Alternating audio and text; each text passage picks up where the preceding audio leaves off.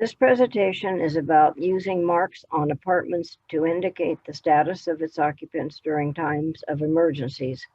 If you have not taken the CERT training, this will be very useful to you. If you have completed the CERT Academy, this material will be a good review. This material is especially important to the search and rescue team, but it's also important for first aid, companions, and damage assessment teams. In this presentation, we will focus on the following important topics. What are the overall goals of search and rescue? How to do a basic search procedure. We will look at why marking signs are so important. We will look at what the markings might look like, and we will focus on the show, when and where for markings on the apartments of the terraces. The overall goals of the search and rescue process are fairly simple. First, we hope to do the greatest good for the most people in the most efficient way. We hope to get those who are mobile to the help they need as soon as possible. We hope to extricate those who are lightly trapped as soon as possible. We will leave complex rescues to those professionals who are best able to do these tasks. And finally, we want to accomplish our work without risking the safety of our CERT team members. The first thing to do when arriving at an apartment where a search and rescue may be needed is to size up the situation. This is especially important because we need to keep our CERT teams as safe as possible. There is much that can be said about the size up process, and we will devote some time to this in a different presentation at a later time. For now, we are going to assume that our size up process has determined it is okay to proceed. When you first arrive in the doorway of an apartment, it may be at night and the power may be out. This is possible that you may have difficulty seeing into the apartment space. The first thing to do once the door is open is to call out the occupants to come to the sound of your voice if they're able. If someone comes out, you should ask them if there are others still inside that need help. If you do not get a response from your call, or if you hear someone calling for help who is unable to come out under their own power, you should initiate a search. In doing a search, it is important that you cover every possible place in an apartment where someone might be.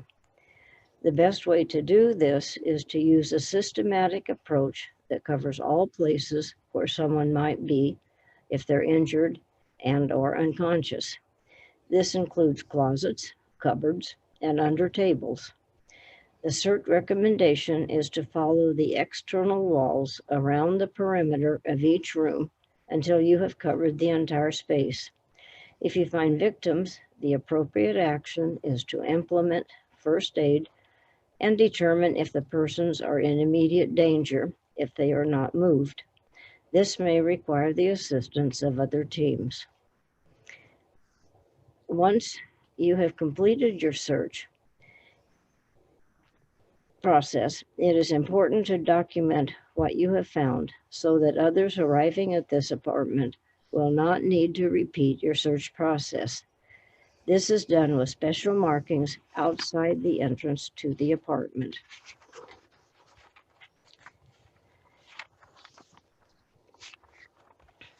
The CERT has established a standard marking system to document what you have found in your search and rescue inspection of an apartment. The purpose of this system is to enable the search and rescue process to be as efficient as possible. The system also will communicate what has been done and what yet needs to be done. Most importantly, the marking system helps everyone to be as safe as possible by identifying potential conditions that might impact their safety. There are actually 3 different types of signs that are important to the overall search and rescue process. The first type are signs that are posted by the occupants of a residence. These may be especially helpful to you as part of a size-up process. The second type of signs are those that give an indication of the status of the building itself. These may already be in place as a result of the work of the damage assessment team. The third type of sign is the one that search and rescue teams post to document the status of the occupants of a residence. Here are some examples of resident posted signs. The "I'm okay" sign, if placed on the outside of a door, tells you that you need not search this apartment for injured victims. This is an especially important sign since it will save your team considerable time in their search for victims in need of help. The pet alert sign that is often on the door or kitchen window will alert you to the possibility of a distressed animal in an apartment. Other warning signs like quarantine signs or oxygen in use signs can alert you to special precautions that you might need to take before entering an apartment.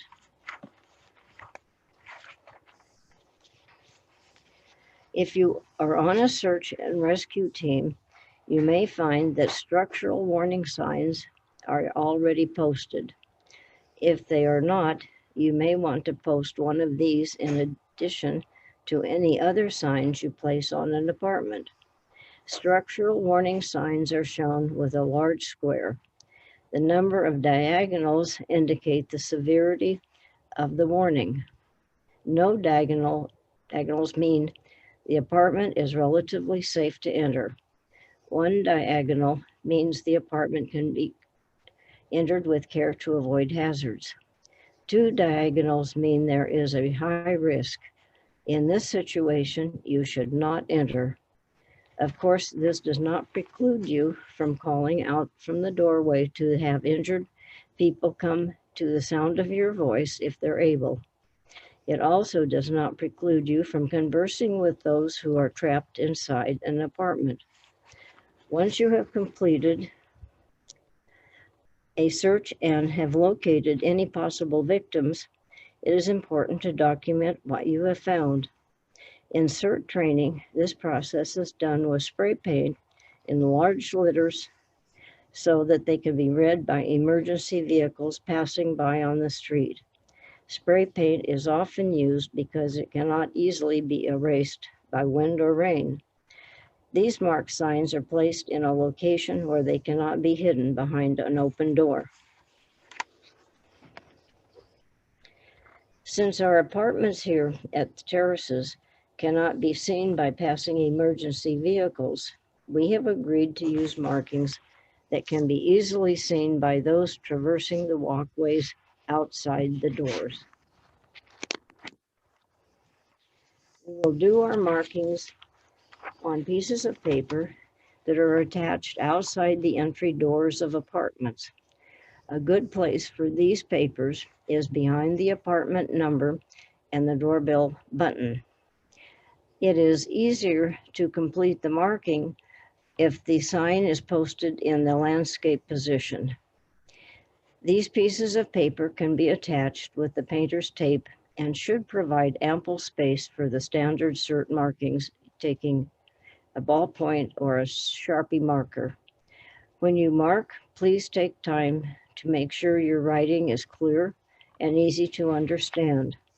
Let's look at what goes into these marker signs. Let's consider a possible scenario that a search and rescue team encounters at an apartment following an earthquake. The team stations one person at the doorway to be the marker, radio operator, and takes notes, while the other team members search inside. The first mark to make is a diagonal slash. Then at the 12 o'clock position, the marker documents the location, date, and time the team enters the apartment. Then the team number is placed at the 9 o'clock position. If the team encounters victims meeting needing first aid, the first aid team is called. When they arrive, the first aid team makes their own unique slash and enters their team name at the 9 o'clock position and their entry time at the 12 o'clock position.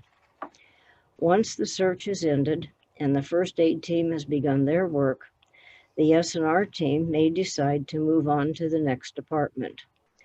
As they leave, they document their exit time in the 12 o'clock location, document the hazards at the 3 o'clock position, and document the status of victims at the 6 o'clock position. Note they are using L for live and D for deceased victims. If there were no occupants found, the mark could simply be 0/0. The S&R team completes its work and leaves after adding its final diagonal slash. Once they have completed their work, the first aid team may want to document what they've done by noting changes to the status of victims in the 6 o'clock position and showing their exit time at the 12 o'clock position. They signal their final departure by completing their slash mark. For purposes of clarity, the two teams may want to use different colored ballpoint pens or Sharpie markers. When reviewed, this diagram tells an important story of what happened, what was done, and what needs to be known by those who arrive later.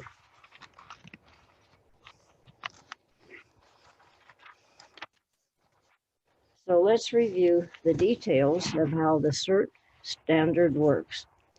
The slash marks are done first and last on the diagram. The 12 o'clock position is used for where and when part of the diagram. It details the location, date and times, in and out for a particular team. The 9 o'clock position is for the who of a particular team or teams. Keep this short if possible. The 6 o'clock position is the important information on the number and status of victims. Their 3 o'clock position is where the potential hazards and other essential information is noted. Please note, we will make sure that these two slides are provided to each of you as part of the summary of today's presentations. Your team may want to obtain a supply of white paper, roll of painter's tape, and a few colored pens to use in an emergency. Remember, if you see a structural warning sign in the form of a large square, it is important to make note of this. If it is one slash warning, proceed with caution. If the warning square has 2 slashes, this means that the apartment is unsafe to enter.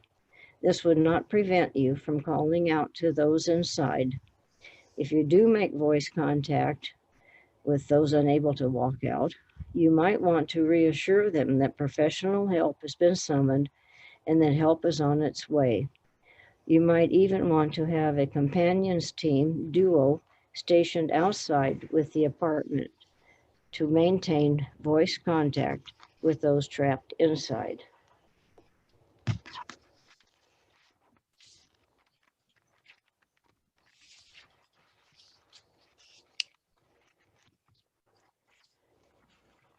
There are a few things to keep in mind as we complete this presentation. The first is that CERT never allows someone to work alone during an activation.